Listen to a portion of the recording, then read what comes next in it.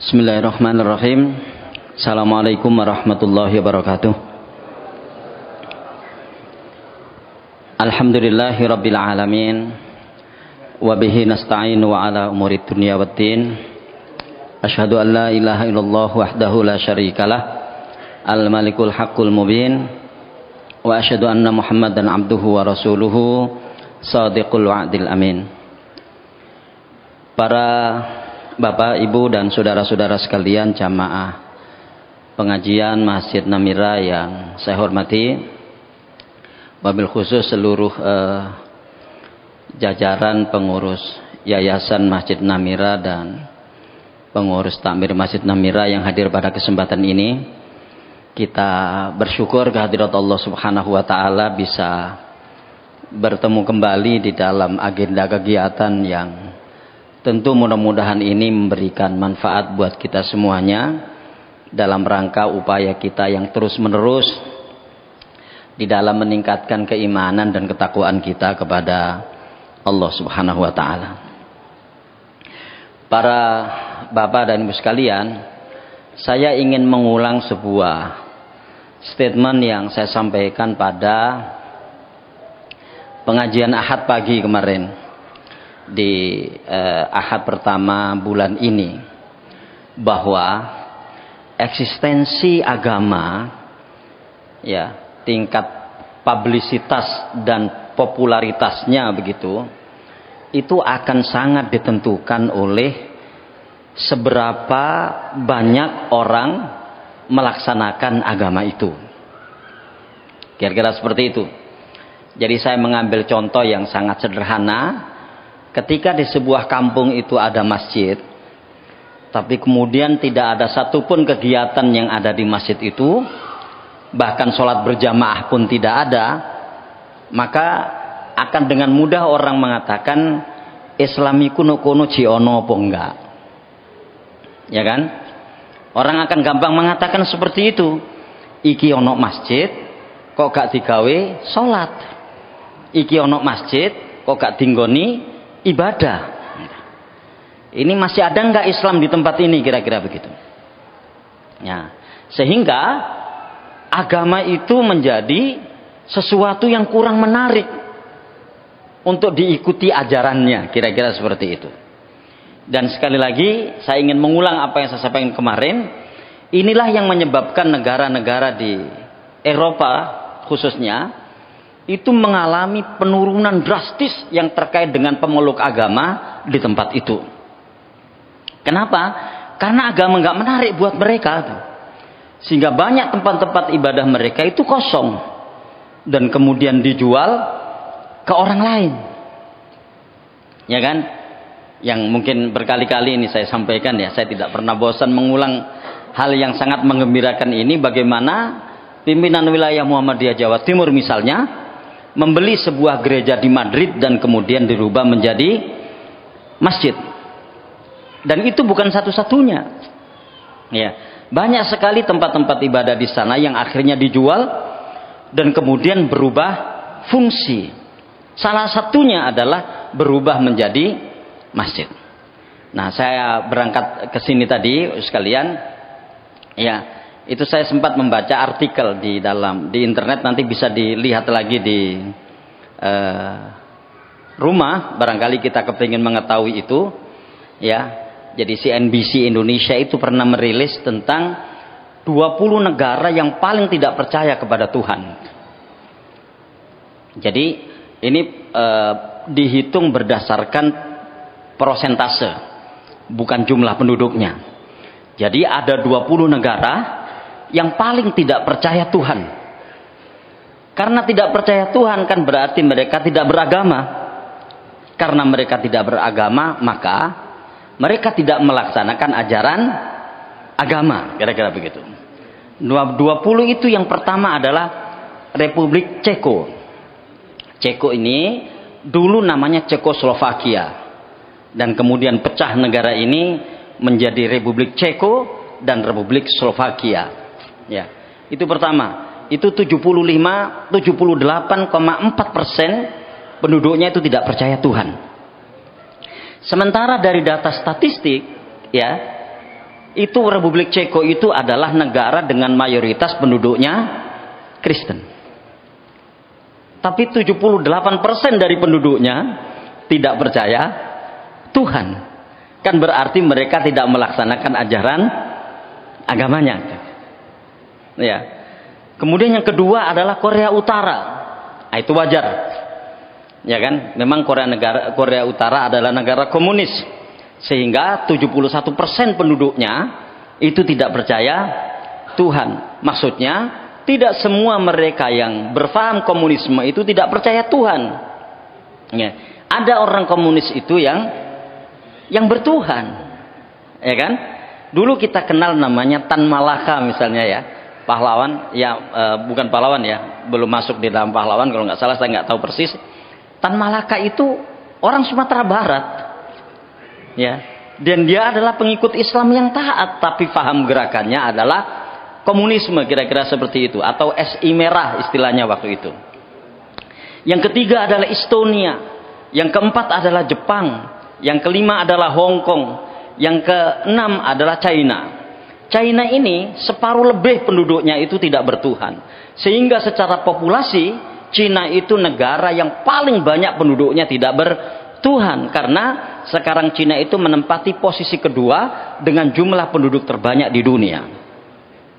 Beberapa bulan yang lalu digeser oleh India. Jadi sekarang India itu yang penduduknya paling banyak di dunia. Yang kedua Cina. Ya. Nah, Cina itu 51% penduduknya itu ateis, gitu begitu ya. Kemudian yang ketujuh Korea Selatan, yang kedelapan Latvia, yang kesembilan Belanda, yang ke-10 Uruguay, yang ke-11 New Zealand, yang ke-12 Mongolia, yang ke-13 Perancis, yang ke-14 Britania Raya, yang ke-15 adalah Belgia, yang ke-16 Vietnam, 17 Swedia, 18 Australia, 19 Belarus, dan yang ke-20 Luxembourg. Dari 20 negara itu, sebagian besar adalah negara-negara yang ada di Eropa, yang mayoritas penduduknya adalah Kristen Protestan. Kita lihat tadi Inggris misalnya, itu 35% penduduknya tidak percaya Tuhan. Ya kan? Perancis misalnya, itu 35% penduduknya tidak percaya Tuhan. Sementara dari data statistik, Perancis itu ya agama terbanyak diikuti di sana adalah Kristen Protestan, yang kedua Islam di Perancis ini. Jadi artinya Bapak Ibu sekalian, semakin orang itu tidak percaya kepada sebuah agama, berarti agama itu semakin kehilangan eksistensi, ya kan? Itu tadi yang saya gambarkan gitu. Misalnya ada di sebuah tempat itu beragama A misalnya, tapi ajaran agama itu tidak dilaksanakan, maka agama itu tidak eksis di tempat itu. Dan kita akan dengan mudah mengatakan bahwa di situ tidak ada agama. Apa buktinya? Nggak ada kegiatan kok, misalnya begitu. Saya tidak tahu persis, wallahu alam bissawab, Ibu sekalian, apakah itu terkait dengan materi kita pada kesempatan ini. Materi kita pada kesempatan ini adalah ayat yang menyebabkan rambut Rasulullah Shallallahu Alaihi Wasallam itu cepat beruban. Gitu ya.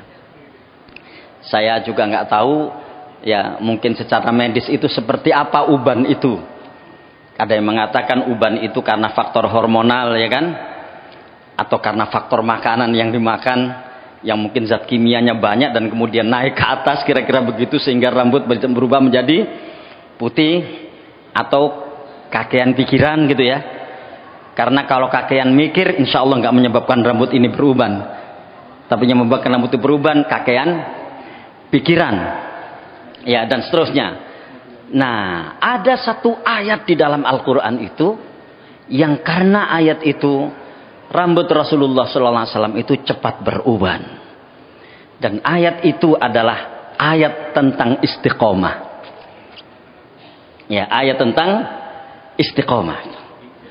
Di ayat itu Allah Subhanahu wa taala berfirman, a'udzubillahi minasyaitonirrajim, fastaqim kama umirta wa man taba ma'aka wa la tadghaw innahu bima ta'maluna basir. Maka tetaplah engkau Muhammad di jalan yang benar. Maksudnya adalah istiqomahlah kamu wahai Muhammad, kira-kira begitu. Ya. Kama umirta, sebagaimana yang diperintahkan kepadamu. Wa man taba ma'aka, dan istiqomahlah bersama orang yang bertaubat bersamamu. Wala tatghaw, dan jangan sekali-kali kalian melampaui batas. Innahu bima ta'maluna basir, sesungguhnya Allah atau sesungguhnya Dia Maha melihat apa yang kalian kerjakan. Sekalian, ayat inilah salah satu yang menyebabkan rambut Rasulullah SAW itu cepat beruban. Nah, kita lihat di sini. Ini siapa yang kepingin memperluas bisa dilihat di tafsir Jami'ul Bayan fi Ahkamil Quran yang dikarang oleh siapa namanya? Imam Al-Qurtubi. Ya. Di situ beliau menukil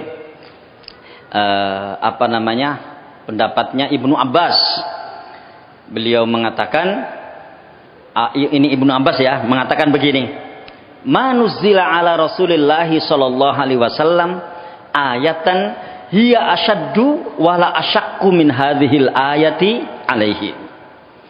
Tidaklah ada satu ayat yang diturunkan kepada Rasulullah yang lebih berat dan lebih susah daripada ayat ini. Maksudnya ayat tadi, ya. Maksudnya adalah ayat ini, ya. Jadi ayat yang ke-112 dari surat Hud, itu ya, dari surat Hud begitu. Ya, jadi tidaklah ada satu ayat yang diturunkan kepada Rasulullah yang lebih berat dan lebih susah daripada ayat ini. Ya, kira-kira kalau kita menggunakan terjemahan yang bebas, tidak ada ayat yang lebih berat dan lebih susah ya yang diturunkan Rasulullah, yang diturunkan kepada Rasulullah SAW, ya, melebihi ayat ini. Walidzalika qala li ashabihi hina qalu lahu laqad asra ilaika syaib, ya, faqala syayyabatni Hud wa akhawatuha, itu ya. Oleh karena itu, kepada para sahabat saat mereka berkata kepada beliau, betapa cepat engkau beruban wahai Rasulullah, beliau bersabda, yang telah membuatku beruban adalah surat Hud dan surat-surat semisalnya. Nah, nanti kita lihat itu surat-surat semisalnya itu apa saja, ya. Jadi yang telah membuatku cepat beruban adalah surat Hud dan surat-surat semisalnya. Ya. Nah, sekalian, kalau kita lihat di sini, sebelum beliau mengatakan surat Hud itu, ya, Ibnu Abbas mengatakan bahwa ada satu ayat yang ayat itu lebih berat, lebih susah ketika diturunkan kepada Rasulullah SAW, yaitu ayat tentang istiqomah. Nah, sekarang kita lihat surat-surat yang semisal, ya, itu surat apa saja? Ya, itu ada 4 selain surat Hud itu. Dalam sebuah hadis yang diriwayatkan oleh Imam At-Tirmidzi, ya, An Ibnu Abbas, dari Ibnu Abbas, qala, dia berkata, qala Abu Bakar pernah bertanya, jadi ini Abu Bakar As-Siddiq itu ya. Ya Rasulullah, qad syibta. Wahai Rasulullah, rambutmu telah beruban, kira-kira begitu. Qala, Rasulullah bersabda, syayyabatni Hud wal waqi'ah wal mursalat wa amma yatasaalun wa idza syamsu kuwirat. Ya. Jadi yang telah membuatku beruban adalah surat Hud, surat Al-Waqi'ah, surat Al-Mursalat, surat An-Naba yang diawali dengan amma yatasaalun, ya kan? Kemudian yang terakhir adalah surat At-Takwir yang diawali dengan idzasyam sukuwirat. Monggo dilihat surat-surat ini, ya, apakah surat Al-Waqi'ah, apakah surat Al-Mursalat, apakah surat An-Naba, atau surat At-Takwir. Kita lihat keempat surat itu selain surat Hud yang ayatnya, yang ayat yang ke-112 tadi menyebabkan beliau beruban. Maka wallahu alam bisawab, Ibu sekalian, masing-masing kita juga bisa berpendapat dalam bab ini, mengapa keempat surat ini menjadikan beliau beruban? Yang saya pahami, wallahu a'lam, mudah-mudahan saya tidak salah, karena di 4 ayat ini, di 4 surat ini menjelaskan tentang dahsyatnya hari kiamat. Dan tentu beliau sangat mengkhawatirkan umatnya dalam bab itu. Karena bagi Rasulullah sallallahu alaihi wasallam, urusan hari kiamat itu sudah selesai. Ya, untuk urusan pribadi beliau, ya kan? Masalah hari kiamat itu sudah selesai. Beliau orang yang paling bertakwa, beliau orang yang paling baik, dan tentu Allah Subhanahu wa taala akan menjadikan hari kiamat itu sebagai hari yang menyenangkan bagi Rasulullah sallallahu alaihi wasallam karena segera mendapatkan balasan yang paling indah dari Allah Subhanahu wa taala, kan begitu kan? Artinya hari kiamat itu kalau dianggap sebagai sebuah masalah, maka bagi Rasulullah itu sudah selesai. Yang belum selesai kan kita-kita ini kan. Engko dhewe iku enak apa enggak no dino kiamat, kan begitu kan? Di hari kiamat nanti positioning kita itu seperti apa?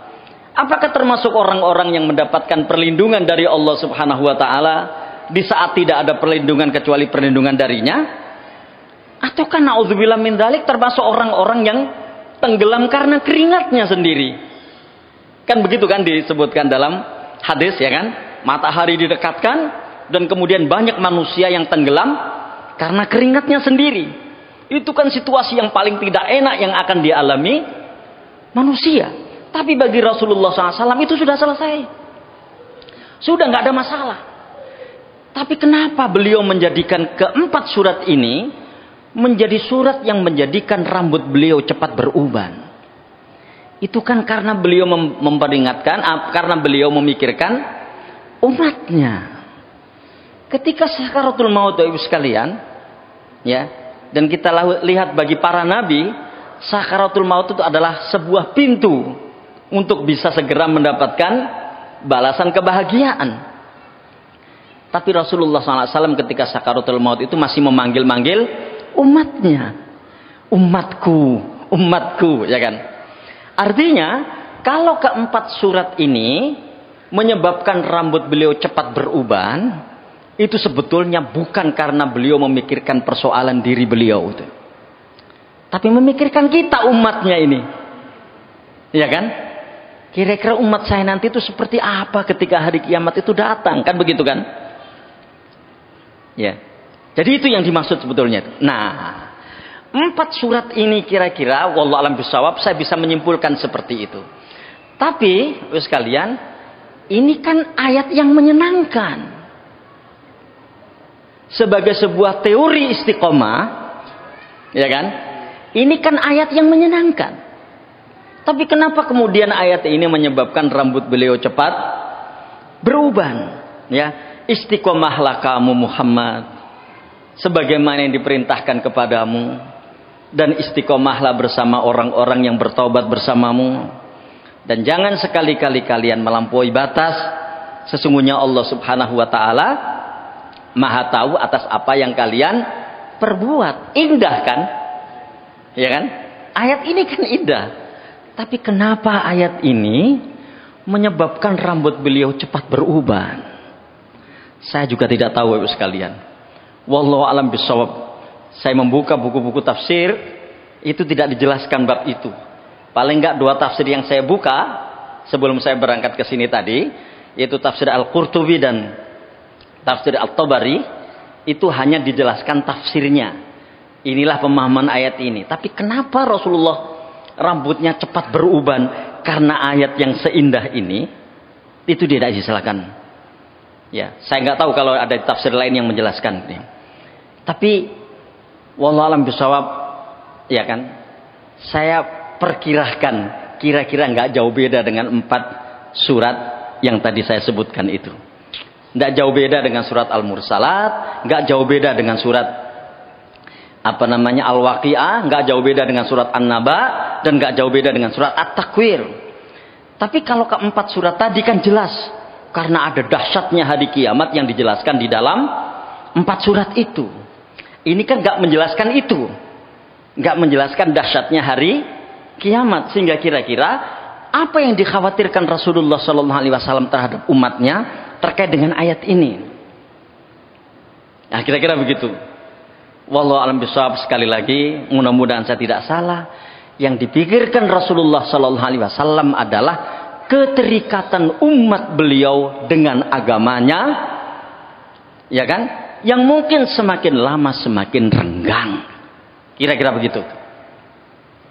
Ya. Jadi keterikatan umat ini termasuk keterikatan kita dengan agama kita yang semakin lama semakin renggang. Inilah yang dikhawatirkan oleh beliau, kira-kira begitu, yang kemudian menyebabkan rambut beliau cepat beruban. Saya ingin tetap menggunakan parameter Ramadan kemarin.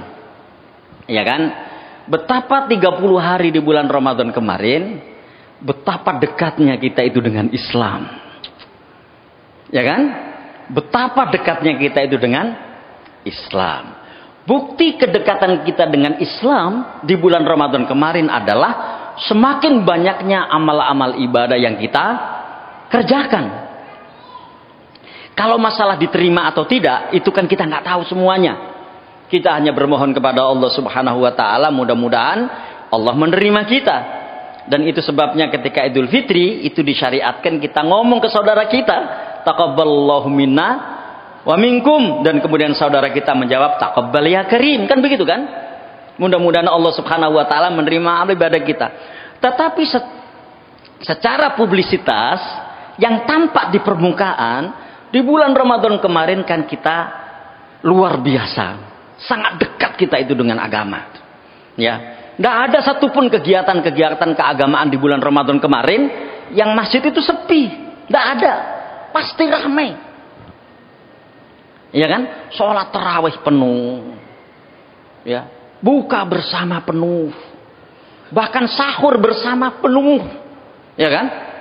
Dan begitu pula amal-amal dan ibadah-ibadah yang lain.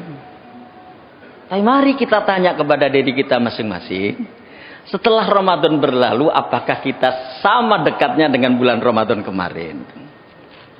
Ya, apakah kedekatan kita dengan Islam ini setelah bulan Ramadan berlalu ini, itu apakah sama dengan ketika bulan Ramadan kemarin? Ataukah setelah bulan Ramadan ini terjadi proses penjauhan gitu secara sistematis, tambah atau gitu ya. Jadi semakin lama semakin sedikit amal-amal soleh yang dilakukan, bukan semakin banyak, ya kan? Bukan semakin banyak. Mungkin kita di bulan Ramadan kemarin misalnya dalam sehari itu kita 1 juz, dan kita komitmen minimal one day 1 juz. Bahkan mungkin banyak di antara kita yang lebih dari itu. Ya.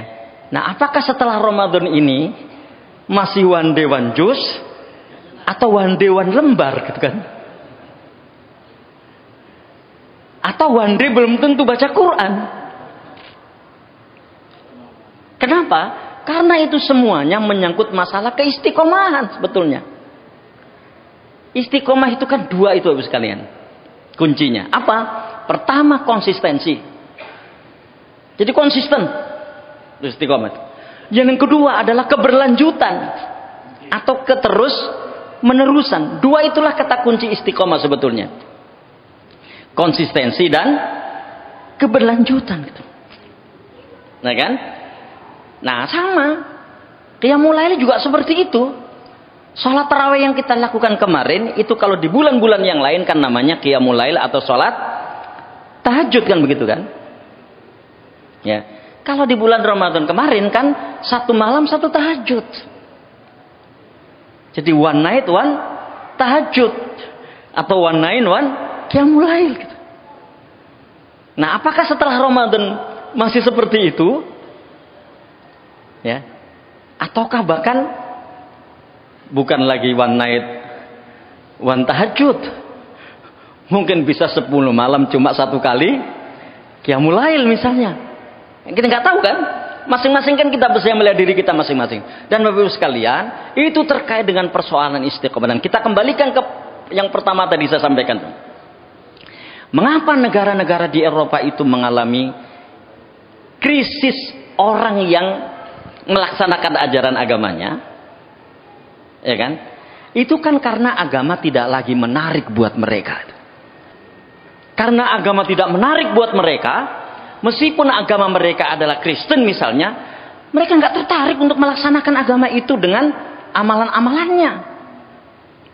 Ya, padahal cuma sepekan sekali ke gereja misalnya, mereka nggak mau. Kenapa? Nggak menarik bagi mereka. Kenapa nggak menarik? Apakah tidak ada internalisasi? Apakah tidak ada pemahaman yang mereka miliki tentang agama itu? Punya pasti. Tapi kemudian ada banyak faktor, ada banyak variabel, ada banyak sebab kenapa mereka tidak lagi tertarik dengan agama mereka. Lalu sekalian, ya, mari kita tanya pada diri kita masing-masing. Ya. Dan ya karena kita tanya pada diri kita masing-masing berarti kita yang menjawabnya sendiri gitu ya. Karena kita menjawabnya sendiri, berarti orang tidak boleh tahu dengan jawaban kita. Tapi mari jujur. Islam ini masih menarik atau tidak sih buat kita? Untuk kita laksanakan tuh. Kita ini dikhawatirkan Rasulullah SAW. Apakah masih menarik Islam ini untuk kita kerjakan tuh? Apakah masih menarik Islam ini untuk kita? Ini terkait dengan persoalan istiqomah. Ya, begitu ada gelombang yang lain, arus yang lain, pekerjaan yang lain, yang pekerjaan itu kita anggap lebih tinggi nilainya dari agama, makanya agama akan tergusur. Begitu orang dikalahkan untuk urusan dunianya, maka agama akan tergusur. Begitu orang dikalahkan oleh bisnisnya, agama akan tergusur. Lihat surat ya Al-Jumu'ah ayat yang terakhir. Kalau nggak salah saya ayat yang ke-11, ya kan? Mengapa pada masa Rasulullah SAW, ya sekalian, itu ketika beliau sedang khutbah, ya kan? Ini yang cerita ini Jabir bin Abdullah, ya. Jadi ketika beliau sedang khutbah di Masjid Nabawi, begitu itu, tiba-tiba di tengah khutbah itu, sebagian besar jamaah itu keluar. Ya, keluar, ya kan? Dan tinggal 6 orang. Saya nggak tahu, saya lupa. Mungkin nanti bisa kita cek lagi di dalam hadisnya itu. Tinggal 6 atau 12 orang gitu. Salah satunya adalah yang meriwayatkan hadis ini, yaitu Jabir bin Abdullah. Jadi begitu Rasulullah SAW di tengah-tengah khutbah itu ditinggal oleh para jamaah. Mereka pada keluar masjid. Kenapa? Karena ada barang dagangan datang. Makanya turun ayat apa? Wa idza ra'au tijaratan aw lahwan faddu ilaiha wa tarakuka qa'imat. Ketika mereka melihat dagangan atau melihat bunyi-bunyian. Jadi di dalam tradisi masyarakat Madinah itu kalau ada barang dagangan datang begitu ya. Ya, itu mereka membunyikan tambur. Tambur itu kayak drum band begitu. Wah, berarti barang dagangan, komoditas dagangan itu datang gitu ya. Makanya di situ wa idza ra'au tijaratan aw lahwanin faddu ilaiha. Ketika mereka melihat ya barang dagangan dan mendengarkan bunyi-bunyian itu, infaddu ilaiha, mereka segera menyambutnya. Wa tarakuka qa'ima, dan meninggalkanmu dalam keadaan berdiri khutbah. Bayangkan ini kelas, ya kan? Generasi Nabi Muhammad waktu itu gitu, ya kan? Yang mungkin dalam bayangan kita nggak mungkin lah itu terjadi, tapi itulah sebab turunnya ayat tersebut. Nanti tolong dicek lagi tafsirnya dan sebab nuzulnya ayat itu. Ayat yang ke-11 dari surat Al-Jumu'ah, surat yang ke-62 kalau nggak salah. Ya, wa idza ra'au tijaratan aw lahwan faddu ilaiha wa tarakuka qa'ima qul ma indallahi khairun minal lahwi wa minat tijarah kan. Katakan kepada mereka Muhammad bahwa apa yang ada di sisi Allah Subhanahu wa taala itu jauh lebih baik daripada bunyi-bunyian itu dan jauh lebih baik daripada barang dagangan. Sehingga ketika ada sesuatu yang menurut mereka lebih tinggi dari agama, makanya agama akan ditinggalkan. Sama. Dan tentu naudzubillah, mudah-mudahan kita dilindungi oleh Allah dari hal itu. Sama kan kondisinya. Begitu kita disibukkan oleh dunia kita, yang pertama kali dikalahkan apa? Ajaran agama. Sholat diterlantarkan. Ya kan? Yang biasanya pakai sholat sunat rawatib, kemudian tidak. Waktu zikirnya dikurangi. Kan begitu kan? Itu kalau sampai kemudian konsisten kita melakukan proses pengurangan seperti itu, kan lama-lama akan habis. Lama-lama akan habis. Nah, inilah sekalian. Wallahu a'lam bishawab, saya tidak tahu yang menyebabkan Rasulullah SAW rambutnya cepat beruban karena ayat ini. Itu beliau sangat mengkhawatirkan umatnya. Bahwa nanti perlahan-lahan umat ini tidak lagi mau melaksanakan ajaran agamanya, sehingga ajaran agama Islam ini tidak ada yang menutup-nutupi kecuali umat Islam sendiri. Ya, sehingga ada sebuah statement dari Syekh Muhammad Abdu, kita boleh percaya, kita boleh yakin, boleh tidak, kita boleh percaya, boleh tidak. Beliau sempat mengatakan, al-Islamu mahjubun bil muslimin. Ini bukan hadis ya, ini ungkapan seseorang. Islam itu nanti ajarannya akan ditutup-tutupi oleh umat Islam sendiri. Sebagaimana yang sekarang sudah terjadi di kalangan agama-agama yang lain, di mana ajaran agama mereka tutup-tutupi sendiri, yang akhirnya menjadikan agama mereka tidak eksis di permukaan, dan banyak tempat-tempat ibadah mereka yang dijual. Kan begitu kan? Yang terjadi sekarang ini. Nah, kita lihat ada apa sih di ayat ini, kira-kira begitu. Ada apa di ayat ini? Ibu sekalian, sekali lagi, ya, mudah-mudahan saya tidak salah di dalam menjelaskan ayat ini, ya. Dan ketika saya salah, saya mohon ampun kepada Allah SWT.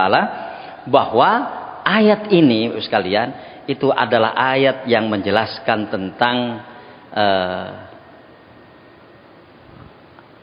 mana itu? Ya, jadi ini kan hadis yang sering kita dengarkan ini ya.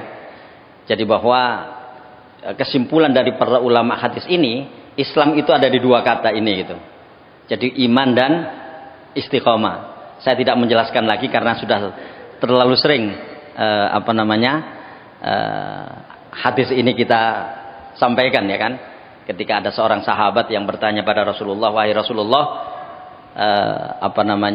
jelaskan kepadaku tentang Islam yang dengan penjelasan itu aku tidak perlu bertanya kepada yang lain. Rasulullah bersabda, "Qul amantu billah tsummas taqim." Ya, jadi kan Islam itu ada di dua kata kunci itu. Pertama iman sebagai sebuah keyakinan dan basic gerakan begitu ya. Dan yang kedua adalah istiqomah yang memiliki dua hal tadi itu, konsistensi dan keberlanjutan. Itu ya.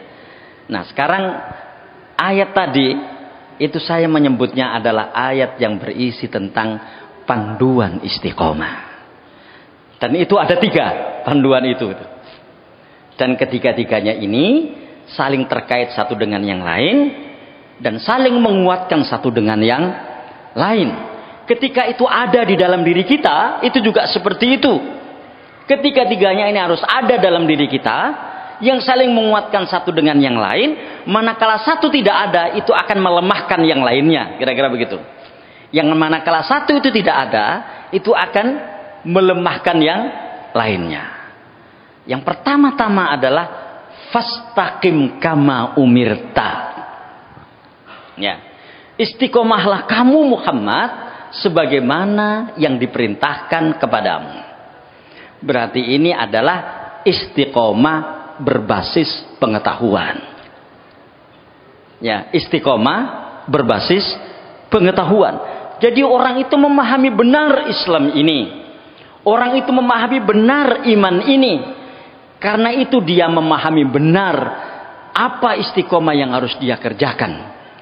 Ya, sehingga teguh pendirian, kalau itu kita menggunakan makna istiqomah dalam bahasa Indonesia adalah teguh pendirian, maka pendirian yang dia teguh di dalamnya adalah pendirian yang benar. bukan pendirian yang salah. Gitu. Dan ini sebabnya kenapa kita di dalam melaksanakan sholat itu kita berusaha sekuat tenaga mengetahui cara sholat yang paling benar itu seperti apa. Cara sholat yang benar itu seperti apa, kan kita terus melihat itu. Supaya apa? Kalau kita bertahan dengan melakukan sholat, maka pendirian kita tentang sholat itu adalah pendirian yang benar. Kira-kira begitu. Ya, sehingga teguh pendirian itu adalah teguh di dalam pendirian yang benar. Kenapa? Karena mungkin akan kita jumpai orang-orang yang teguh pendirian, tapi pendirian yang salah. Ya, melaksanakan ajaran agama yang tidak ada landasannya, itu adalah pendirian yang salah. Nah, kira-kira begitu. Ya kan? Kira-kira seperti itu.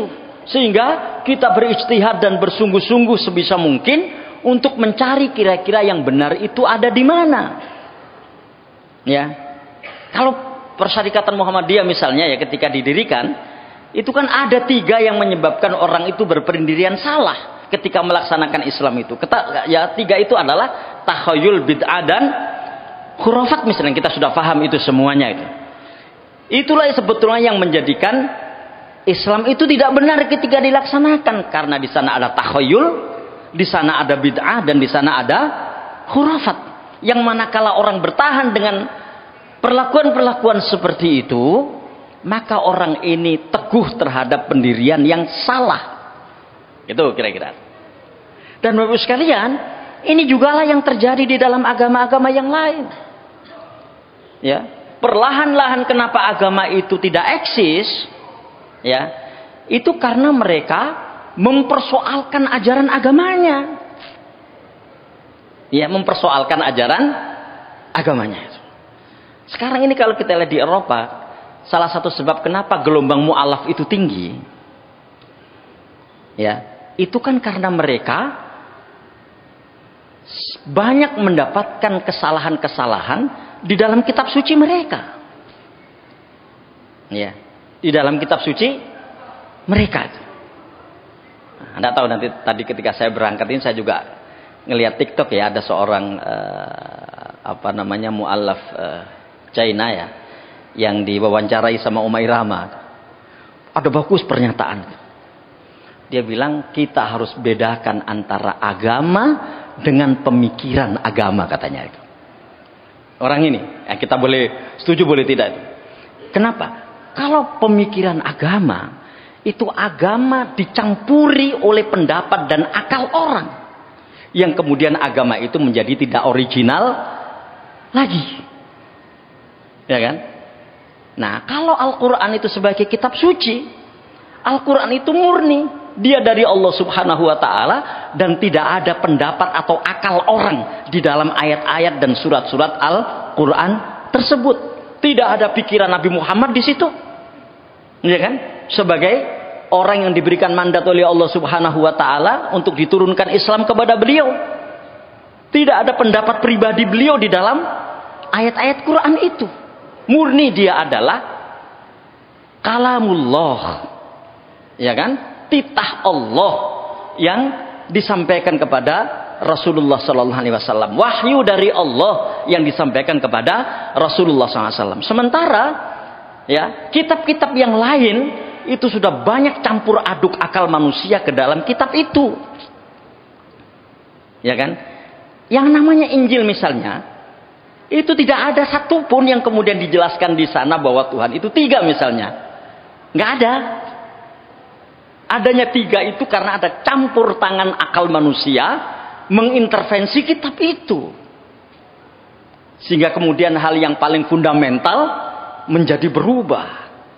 Semua kitab suci dari Allah Subhanahu wa Ta'ala yang diturunkan kepada para nabi, yang Zabur, yang Taurat, yang Injil, itu Qul huwallahu ahad, Allah itu Maha Esa, dan Esa itu tunggal, Esa itu satu.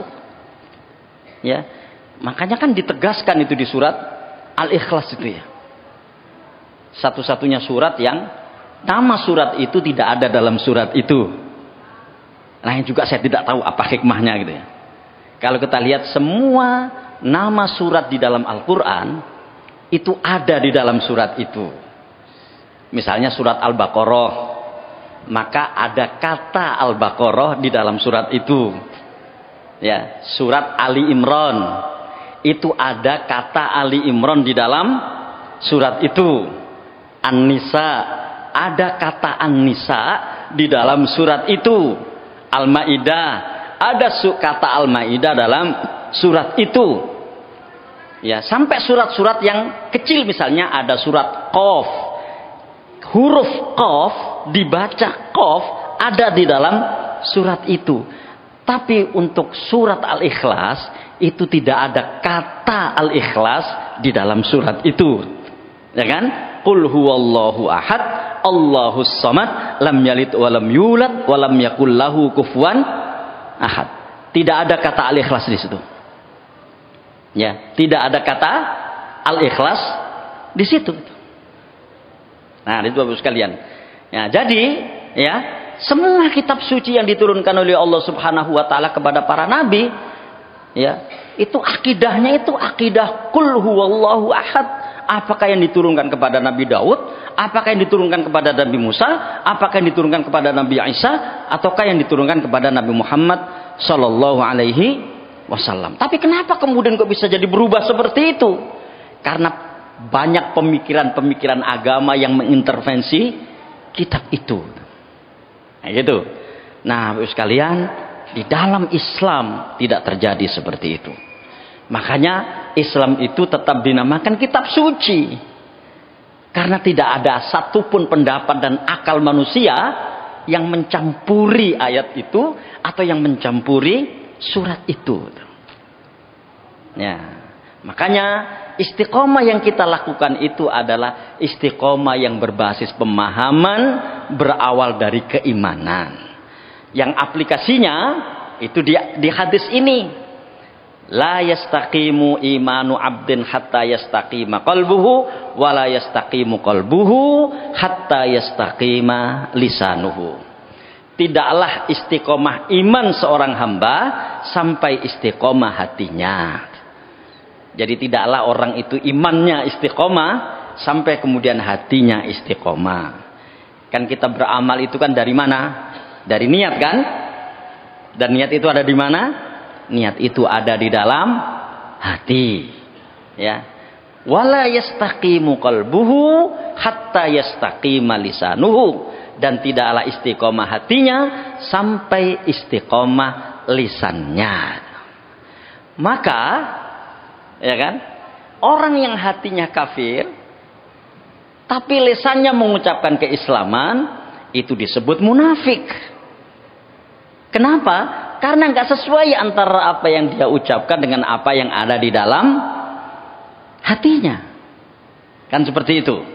Nah, Bapak sekalian, inilah yang pertama-tama, ya kan? Sehingga orang itu ketika melakukan amal soleh apa saja di dalam Islam ini, itu betul-betul berbasis pemahaman dan pengetahuan yang mengantarkan dia punya kecenderungan untuk yakin dengan apa yang dia lakukan itu. Ya. Nah, kalau kita lihat Bapak sekalian, biasanya orang itu akan sulit istiqomah, ya kan? Untuk amalan-amalan tertentu yang membuat dia rugi secara materi. Ya kan? Yang membuat dia rugi secara materi kelihatannya. Makanya orang sodako itu sulit istiqomah. Kenapa? Karena sodako itu mengurangi kuantitas hartanya. Ya, bahkan barangkali cenderung ingin diringankan. Ya kan? Cenderung ingin diringankan. Dan ini juga terjadi di kalangan para sahabat, cuma bedanya para sahabat itu sesedikit apapun apa yang mereka kerjakan itu masih sangat banyak menurut kita itu. Tingkatan-tingkatan mereka kan beda itu. Dan itu disampaikan Rasulullah SAW ketika dalam sebuah peperangan. Ayo, siapa di antara kalian yang mau donasi? Karena waktu itu memang perang butuh banyak logistik. Ya kan? Di dalam perang Tabuk kalau saya tidak salah. Ada yang angkat tangan. Rasul, saya akan menginfakkan 700 unta saya. Ya kan? Ada lagi saya, wahai Rasulullah. Ini 2 orang terakhir ini kata Umar. Rasul, saya infakkan separuh harta saya. Ya kan? Kemudian terakhir Abu Bakar. Rasul, saya infakkan seluruh harta saya misalnya. Memang tingkatan-tingkatan untuk itu. Ya kan? Tingkatan-tingkatan untuk itu. Jadi Bapak Ibu sekalian, kalau untuk zakat, untuk sedekah gitu ya, orang mungkin agak keberatan untuk istiqomah, itu barangkali ada alasannya, meskipun alasan ini juga nggak boleh diterima gitu ya, bahwa dia tidak berkurang sedekahnya, berkurang zakatnya. Kenapa? Karena ada kaitannya dengan persoalan materi, sesuatu yang dicintai, ya kan? Itu saja, Bapak sekalian, orang itu tetap disuruh istiqomah. Apalagi mek ngelakoni sholat sehingga ngetokno biaya. Lu ngono kok gak iso istiqomah. Kebangetan kira-kira begitu. Ya. Kita kan cuma modal berpakaian yang rapi, berwudu, datang ke masjid. Lu gitu saja kok kita nggak bisa istiqomah. Kan kebangetan gitu kira-kira begitu ya. Terus di mana letak kita mengatakan isyhadu bi anna muslimun? Saksikanlah saudara-saudara bahwa aku ini muslim. Di mana? Identitas yang seperti apa yang mau kita sampaikan kalau untuk sholat saja yang barangkali kita cuma butuh untuk segera merespon panggilan Allah lewat azan di dalam sholat itu aja nggak kita penuhi. Kira-kira kita istiqomah ada di mana? Itu sebabnya, saya juga tidak tahu persis, mudah-mudahan saya tidak salah. Itu sebabnya kenapa sholat itu menjadi batas minimal orang itu disebut muslim. Ya kan? Batas minimal orang itu disebut muslim itu dari sholatnya. Dari sholatnya. Nah, jadi istiqomah berbasis pengetahuan. Karena memang ibadah itu harus dengan pemahaman dan ilmu yang benar. Kira-kira begitu ya. Ini ada seorang khalifah yang sekaligus seorang alim pada masa Bani Umayyah yang bernama Umar bin Abdul Aziz. Dia mengatakan, man abadallaha bi ghairi ilmin kana ma yufsidu aktsara mimma yuslih. Barang siapa yang beribadah kepada Allah tanpa ilmu, maka dia akan membuat banyak kerusakan daripada mendatangkan kebaikan. Ya, daripada mendatangkan kebaikan, dan itu akan berdampak kepada orang banyak ketika yang melakukannya adalah orang yang ditokohkan di dalam agama. Jadi ketika orang yang ditokohkan di dalam agama ternyata melakukan ibadah dengan tanpa ilmu, maka dia akan membuat banyak kerusakan daripada mendatangkan kebaikan. Ya, yang pertama. Yang kedua, waman taba ma'aka. Kita ingat ayat tadi ya. Jadi fastaqim kama umirta waman taba ma'aka. Yang kedua ini adalah istiqomah berbasis komunitas dan lingkungan. Maksudnya adalah bahwa istiqomah itu tidak boleh berbasis personal. Tidak cukup, tidak berhenti di basis personal. Orang per orang istiqomah. Tapi harus diciptakan komunitas istiqomah, kira-kira begitu. Komunitas orang-orang yang bersepakat untuk berbuat baik secara bersama-sama. Ya kan, secara bersama-sama. Wallahu a'lam bishawab, mudah-mudahan yang kita lakukan sekarang ini adalah bentuk kesiapan kita untuk istiqomah secara bersama-sama itu. Sehingga kita ciptakan sebuah lingkungan dan kita ciptakan sebuah komunitas istiqomah. Komunitas kelompok orang-orang yang melakukan kebaikan. Dan salah satu tempat yang sangat efektif menciptakan lingkungan kebaikan itu adalah masjid. Makanya masjid itu adalah salah satu tempat yang disebut sebagai baitun min buyutillah, rumah Allah subhanahu wa ta'ala. Itu masjid. Kenapa? Karena di dalamnya berisi orang-orang yang bersepakat berbuat baik secara bersama-sama itu. Kira-kira begitu.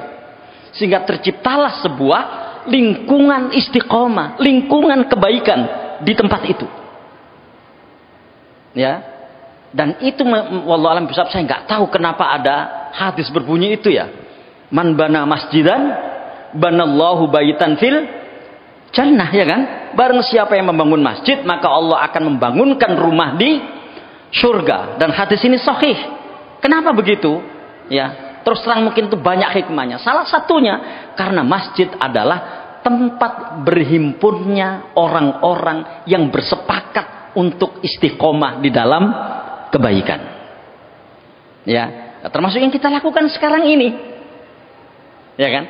Bayangkan Bapak Ibu sekalian, ada satu orang istiqomah di tengah sebuah lingkungan masyarakat yang tidak istiqomah, maka satu yang istiqomah ini akan perlahan-lahan untuk tidak istiqomah. Karena apa? Karena manusia itu hanya ada dua kemungkinan, mempengaruhi atau dipengaruhi, ya kan? Nah, sekarang yang mempengaruhi itu apa? Kebaikan atau kejahatan? Dan seringkali kita jumpai di dalam masyarakat kita ini, iklan-iklan perbuatan yang tidak baik itu sering lebih menarik daripada ajakan-ajakan berbuat baik, ya kan? Jadi iklan-iklan atau ajakan-ajakan berbuat baik, ajakan-ajakan perbuatan yang tidak baik, itu kan seringkali lebih menarik daripada ajakan-ajakan berbuat baik. Ya, saya tidak mengatakan nonton orkes itu perbuatan yang tidak baik misalnya, ya, karena mungkin kita juga bisa melihat nanti ini musiknya atau itu seperti apa, kita nggak tahu gitu ya. Tapi kan ngejak uang dulu orkes itu kan lebih gampang daripada ngajak orang ke, kira-kira begitu. Sehingga kalau, ya, dan mudah-mudahan inilah yang terjadi. Kok kita ini berada dalam sebuah komunitas mengajak orang ke masjid itu lebih gampang daripada mengajak orang nonton orkes misalnya? Ya kan? Berarti di situ tercipta sebuah komunitas istiqomah, kira-kira begitu. Ya, makanya ini salah satu hadis yang menjelaskan betapa komunitas istiqomah itu demikian luar biasa di sisi Allah Subhanahu wa taala. Majtama'a qaumun fi baitin min buyutillah yatluna kitaballah wa yatadarasuna fima bainahum illa nazalat alaihimus sakinah wa ghasyiyatuhumur rahmah wa hafathumul malaikah wa dzakarahumullahu fiman indah. Tidaklah suatu kaum berkumpul di salah satu rumah Allah, maksudnya masjid, mereka membacakan kitabullah dan saling mempelajarinya, kecuali nazalat alaihimus sakinah, ketenangan akan turun kepada mereka. Jadi misalnya kayak dalam majelis Al-Quran, ya mudah-mudahan kita termasuk di dalam majelis itu, ya kan? Kan nggak mungkin kita jumpai tiba-tiba ada orang bertengkar, kan? Nggak ada, kan? Tawaf di sekitar Ka'bah itu padatnya seperti itu, nggak pernah ada orang tawuran gara-gara berdesakan, ya kan? Bandingkan ketika sebuah tontonan, ya kan, yang itu kemudian berdesakan, atau nonton bola misalnya berdesakan, gampang kan orang itu konflik. Kenapa? Karena masing-masing panas. Membaca Al-Quran itu tenang, dingin, ya kan? Istilahnya meregangkan otot-otot, menenangkan hati, menenteramkan jiwa. Ini janji Rasulullah SAW dalam hadis ini. Nazalat alaihimus sakinah. Ya, jadi nggak mungkin misalnya suatu ketika di bulan Ramadan, lha iku lho, ono wong darusan, tadarus Quran kok tawuran ya? Nggak mungkin. Itu aja. Kita tahu itu semuanya. Tapi kan kita lebih tertarik nonton bola kan daripada tadarus di masjid, ya kan? Ketika bulan Ramadan. Saya masih ingat waktu itu ada tahun berapa saya lupa, di sebuah kampung, saya nggak menyebutkan kampung itu, ada imam salat tarawih, imamnya panjang. Dan setelah itu dia dimarahi makmum. Kenapa? Karena gara-gara itu mereka terlambat nonton Persela di stadion itu. Ya. Ini real terjadi. Kan karena tarawih kan panjang, kan? Nah, imamnya ini panjang. Karena panjang itu sehingga mereka, para jamaah itu, jamaah tarawih itu terlambat nonton bola. Makanya saya akhirnya berpikir, ini yang menenangkan, ini yang mana? Ya kan? Pasti janji Allah Subhanahu wa taala loh. Nazalat alaihimus sakinah. Yang kedua, wa ghasyiyatuhumur rahmah. Akan diliputi rahmat. Akan diliputi kasih sayang. Wa hafathumul malaika, dan akan di-backup oleh para malaikat. Wa dzakarahumullahu fi man 'indah, dan Allah Subhanahu wa taala akan menyebutkan mereka di kalangan makhluk yang ada di sisinya. Coba kurang apa itu? Ya, ketika sama-sama mempelajari kitab Allah gitu ya. Ya teluna kitab Allah, membaca kitab Allah, saling mempelajari satu dengan yang lain. Ya kan? Itu ada 4 yang kita dapatkan di situ.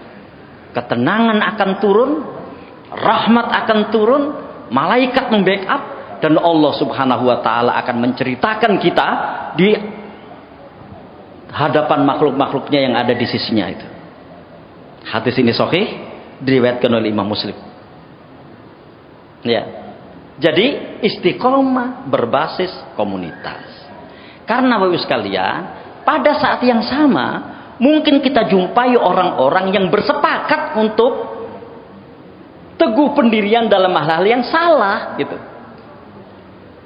Bersepakat untuk membentuk komunitas yang salah, lingkungan yang salah. Bersepakat melakukan kejahatan secara bersama-sama. Ya kan? Lah kalau mereka melakukan itu, berarti kan untuk perbuatan baik kan harus lebih utama untuk dilakukan. Begitu, ya. Nah ini makanya saya selalu berdoa, dan saya kira kita juga semuanya seperti itu. Mudah-mudahan Masjid Namira yang kita tempati kegiatan ini dan kegiatan-kegiatan lainnya, ini adalah salah satu bentuk dan cara kita untuk membuat lingkungan istiqomah atau komunitas istiqomah. Sebagaimana firman Allah tadi, istiqomahlah kamu Muhammad sebagaimana yang diperintahkan kepadamu, dan istiqomahlah bersama orang-orang yang bertobat bersamamu. Istiqomah bersama orang-orang yang bertobat bersama Rasulullah SAW maksudnya adalah istiqomah berbasis komunitas, ya, bukan istiqomah tidak berhenti di dalam istiqomah orang per orang, tapi harus diciptakan lingkungannya, diciptakan komunitasnya, diciptakan kelompoknya dalam jumlah yang besar gitu. Yang kedua, ya. Yang ketiga, sekalian, wala tatghaw, dan jangan melampaui batas. Ya. Ini istiqomah berbasis ketepatan. Karena ketaatan di dalam Islam itu terukur. Ya, taat di dalam Islam itu terukur. Tidak boleh dikurangi, tidak boleh juga ditambah. Ya.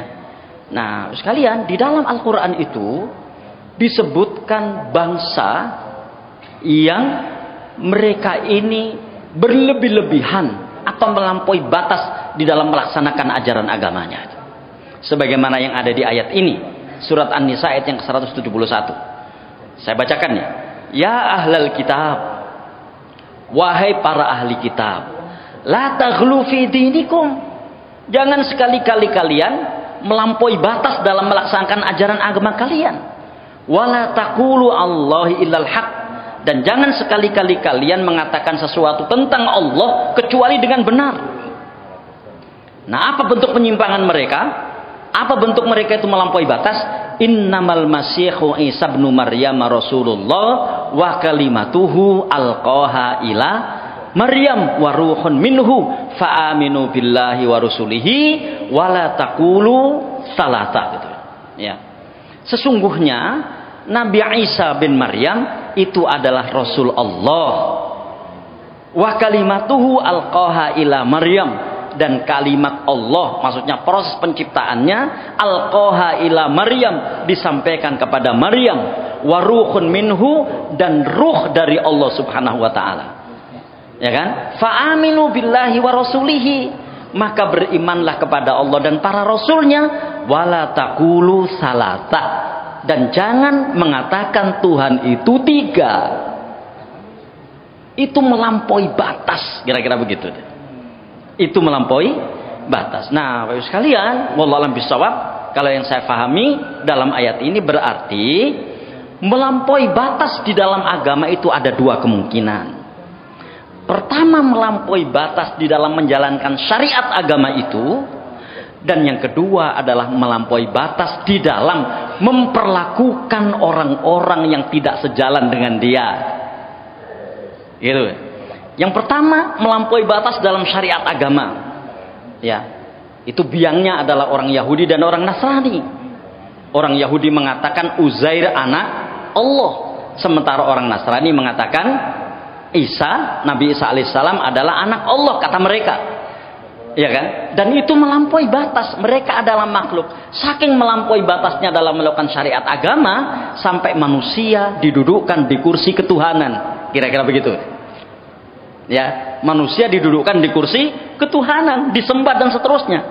Ini kan yang sekarang sedang ramai di kalangan mereka sendiri, di mana mereka tidak mempercayai itu lagi.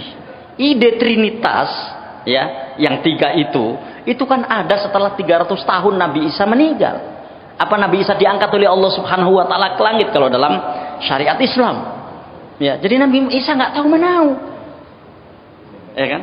Makanya di akhirat nanti tolong dilihat di surat Al-Maidah, lembar terakhir surat Al-Maidah, itu Allah bertanya kepada Nabi Isa, "A anta qulta lin-nasi ittakhiduni wa ummiya ilahaini min dunillah?" Ya. Wahai Isa, apakah dulu engkau mengatakan kepada umatmu agar menjadikan dirimu dan ibumu sebagai Tuhan selain Allah? Ya, itu kan Nabi Isa mengatakan tidak. Dan itu bukan berarti Allah tidak tahu, tapi Allah Subhanahu wa taala ingin menegaskan kepada mereka-mereka ini gitu loh, bahwa Nabi Isa tidak pernah menyuruh seperti itu kan gitu kan. Itu melampaui batas dalam hal penjalankan syariat agama. Jadi kalau kita melakukan syariat agama ini atau memposisikan Nabi Muhammad Shallallahu Alaihi Wasallam di luar yang telah diposisikan oleh Allah Subhanahu Wa Taala, berarti kita melampaui batas dalam menjalankan syariat agama. Itu yang pertama. Yang kedua adalah melampaui batas di dalam memperlakukan orang-orang yang tidak sejalan dengan dia, padahal dia masih Muslim. Sekarang lagi rame kan ini masalah mengkafirkan sesama Muslim. Mengkafirkan sesama Muslim itu melampaui batas di dalam menjalankan syariat agama. Kenapa? Karena hadisnya jelas. Siapa yang mengatakan orang lain kafir atau fasik, maka bisa-bisa ungkapannya itu kembali kepada dirinya sendiri. Iya kan? Kepada dirinya sendiri. Tapi itulah yang terjadi Bapak Ibu sekalian, ketika orang itu melampaui batas di dalam memperlakukan orang lain yang berbeda dengan dirinya. Bahkan ada kecenderungan misalnya ketika dirinya itu baik, ya, merasa dirinya baik, maka semua orang yang berbeda dengan dirinya itu dianggap semuanya salah. Ya. Sehingga apakah tampilannya, apakah cara bicaranya, itu salah. Ya. Misalnya begini gitu, ini contoh konkret dan sederhana, ya. Dan saya melihat ini melampaui batas juga dalam syariat agama gitu ya. Dia nun sewu kerudungnya syar'i, gitu ya. Disebutkan istilah itu juga tidak pernah ada dalam hadis anak kerudung syar'i atau tidak syar'i itu kan nggak ada. Tapi kalau yang syar'i itu dinamakan kerudung syar'i atau hijab syar'i. Begitu ada orang yang hijabnya lebih pendek, wah itu durung syar'i sih an hijabnya itu. Gitu. Nun sewu Bu, mohon maaf ya. Jangan ada perasaan seperti itu dalam diri kita itu. Ya kan? Enggak ada istilah hijab syar'i dalam bahasa Arab, itu tidak ada. Di dalam konotasi agama juga tidak ada. Jadi ini yang besar begitu dinamakan, enggak ada. Sehingga orang yang pendek disebut, wah iku sik durung api oleh berpakaian apa? Kudu ngendek. Ya. Nun sewu. Ya. Jangan kita memperlakukan orang yang berbeda dengan kita itu dengan cara seperti itu. Ya kan? Sekarang kan modelnya kan naudzubillah muncul situasi-situasi seperti itu. Karena menganggap dirinya itu baik, aktivis ini, aktivis itu. Ya kan? Dan mohon gitu ya, jangan sampai itu terjadi. Saya ini aktivis Namira, begini. Jangan. Ya. Kenapa? Kalau dugaan kita itu salah, itu akan kembali kepada diri kita sendiri itu. Ya. Wala tatghaw. Jangan sekali-kali kalian melampaui batas mengatakan sesuatu yang sesuatu itu sebetulnya tidak ada di dalam perkataan para nabi atau perkataan Rasulullah atau perkataan para sahabat. Ya, kenapa? Karena semua orang itu berproses. Tidak ada kemudian mereka yang langsung menjadi baik. Ya kan? Mungkin orang itu kurang di dalam hal ini, tapi dia punya kelebihan di sisi yang lainnya. Dan di kelebihan itulah kita kurang. Ya kan? Wala tatghaw. Memang di dalam Al-Quran, wala tatghaw itu selalu dikaitkan dengan Yahudi dan Nasrani yang mereka berlebihan di dalam menjalankan syariat agamanya. Tapi itu tidak menutup kemungkinan juga akan dilakukan oleh umat Muhammad ketika mereka melampaui batas di dalam menjalankan syariat agama pula. Nah, coba di kunyah-kunyah ini ketiga istiqomah ini, dan mudah-mudahan Allah Subhanahu wa taala menguatkan kita semuanya untuk selalu istiqomah di jalannya insyaallah. Assalamualaikum warahmatullahi wabarakatuh.